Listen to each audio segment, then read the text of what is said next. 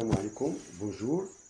Aujourd'hui, on va terminer la deuxième partie de l'oxydation de quelques métaux dans l'air.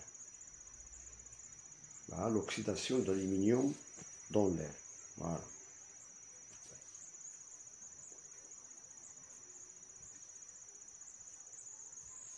Donc, l'activité expérimentale, on laisse deux plaques en aluminium à l'air humide, de telle sorte que la lampe 2 est couverte en plastique. Vous pouvez constater ici le métal d'aluminium. Il a une couleur qui est argentée et on sait que son symbole chimique est Al. Voilà, il a un numéro atomique Z est égal à 13.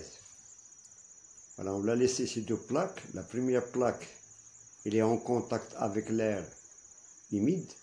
La deuxième, elle est couverte en plastique. Voilà, lame 1 et lame 2. Et on constate après quelques jours, on constate que la première plaque, la plaque 1, elle a été couverte d'une couche grise. Par contre, la deuxième lame, ou la deuxième plaque, elle a resté intacte. Voilà. Donc, observation. Après quelques jours, on constate une couche grisâtre et imperméable sur la plaque 1. Voilà. Tandis que la plaque 2 reste intacte. Même produit formé en chauffant un fil en aluminium avec la flamme d'un bec Bunsen. C'est-à-dire lorsqu'on prend par exemple un fil en aluminium et on le chauffe avec la flamme d'un bec Bunsen, il va se former une couche de même couleur, grisâtre et imperméable. Voilà. Maintenant, on passe à la synthèse de cette activité expérimentale. Soit à froid ou à chaud, l'aluminium réagit avec le dioxygène de l'air en donnant l'oxyde d'aluminium appelé alumine. Il a une formule chimique Al2O3. Voilà. Cette couche, c'est-à-dire l'alumine, c'est une couche qui est très adhérente et imperméable à l'eau et à l'air, permettant ainsi de protéger l'intérieur du métal.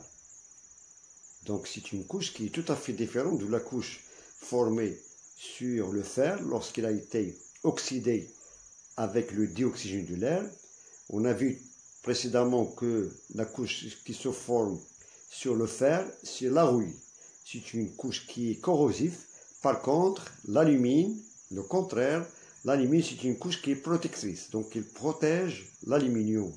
Voilà. Pardon. Donc, la caractéristique de l'alumine a une température de fusion très supérieure à celle de l'aluminium. On donne ici, par exemple, la température de fusion, voilà, de Al, est de l'ordre de 660 degrés Celsius.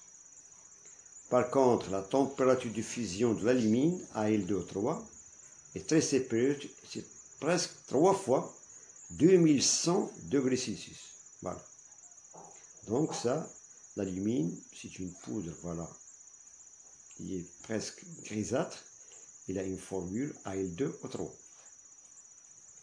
Donc on donne maintenant l'équation bilan de la réaction.